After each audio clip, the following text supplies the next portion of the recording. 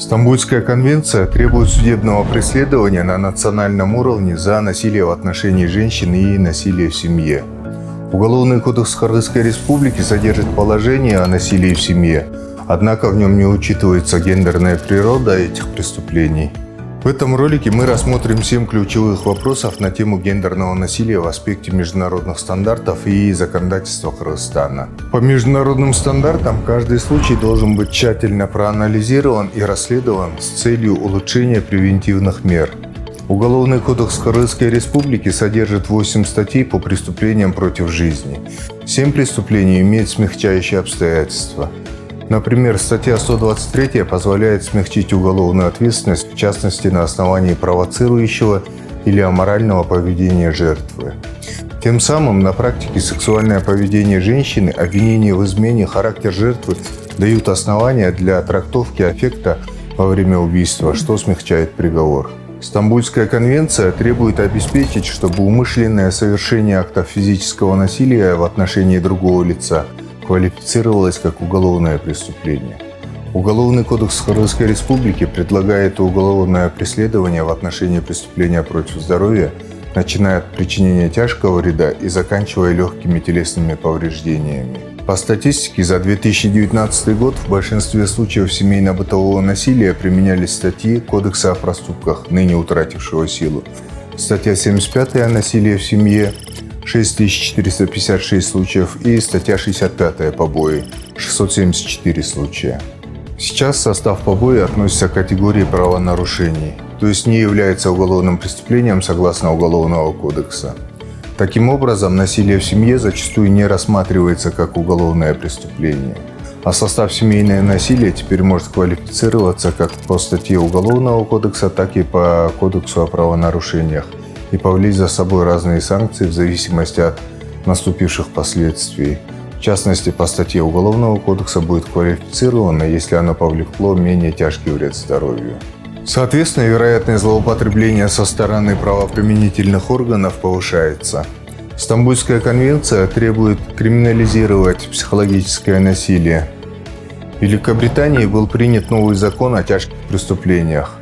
Закон предусматривает новое преступление в виде контролирующего или принуждающего поведения в интимных или семейных отношениях в тех случаях, когда жертва опасается, что против него будет применено насилие, если оно вызывает серьезную тревогу или беспокойство у жертвы, влияя на повседневную деятельность. Это преступление влечет за собой максимальное наказание в виде 5 лет тюремного заключения, штрафа, либо и того, и другого.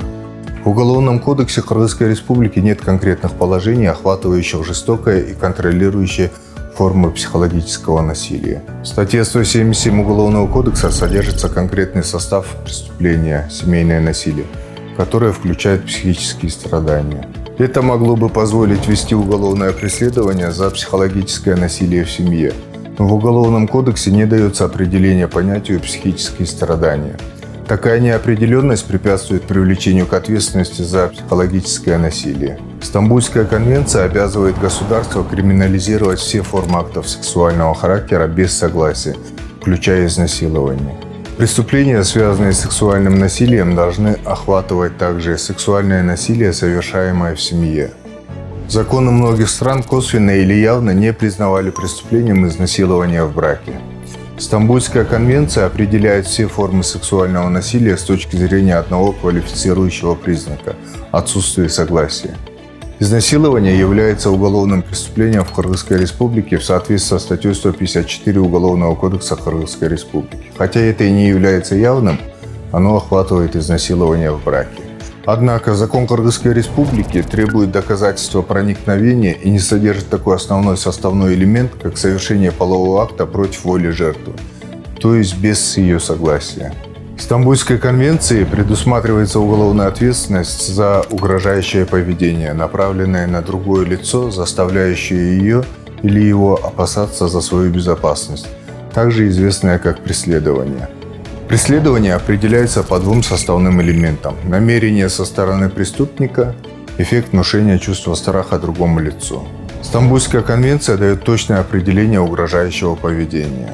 постоянное слежение за другим человеком, нежелательное общение с другим человеком или сообщение другому человеку о том, что за ним наблюдает. Это включает в себя физическое преследование жертвы, появление на ее или его рабочем месте в спортивных или учебных заведениях, а также преследование жертвы в виртуальном мире, вандализм в отношении собственности другого человека, оставление незаметных следов контакта с личными вещами человека, нападение на домашнее животное человека, установление фальшивости личности или распространение ложной информации в интернете. В Кыргызской республике нет какого-либо уголовного положения, связанного с преследованием. Поэтому законодательству Кыргызской республики следует перенять опыт других стран и криминализировать конкретные деяния, подпадающие под преследование. В Стамбульской конвенции предусмотрено преступление по криминализации двух видов поведения. Первое. Принуждение взрослого или ребенка к вступлению в брак. Преступление считается совершенным на момент заключения брака, в котором хотя бы одна из сторон не давала добровольного согласия. Второе – заманивание взрослого или ребенка в третью страну с этой целью. Криминален сам акт заманивания лица за границу с целью принуждения к браку против ее или его воли. Брак не обязательно должен быть заключен. Уголовный кодекс Кыргызской республики предусматривает 4 состава преступления за принудительный брак. В целом, Уголовный кодекс Кыргызской республики охватывает преступления за принудительный брак в соответствии со статьей 37 Стамбульской конвенции. Стамбульская конвенция требует криминализации двух видов деяний: прерывания беременности женщины без ее предварительного и осознанного согласия любыми средствами, проведение любой процедуры, направленной на прекращение способности женщины к естественному размножению без согласия. В Уголовном кодексе Кыргызской республики нет конкретного упоминания о принудительной стерилизации и принуждении к аборту. Например, одна из форм гендерного насилия – принуждение к аборту, если ожидается девочка, а не мальчик. Статья 40 Стамбульской конвенции запрещает сексуальные домогательства. Определение: нежелательное словесное, невербальное или физическое поведение сексуального характера с целью или результатом нарушения достоинства человека, в частности при создании устрашающей, враждебной, унижающей достоинства или оскорбительной обстановки. Закон Кыргызской республики о государственных гарантиях равных прав и равных возможностей для женщин и мужчин запрещает гендерную дискриминацию. Однако никаких санкций не предусмотрено ни гражданским, ни уголовным законодательством. В Уголовном кодексе Кыргызской республики есть статья 131 «Понуждение к действиям сексуального характера», которая охватывает некоторые признаки сексуального домогательства, но не в полной мере. Ясно, что явление сексуального домогательства шире и нуждается в особом законодательстве и мерах по его устранению.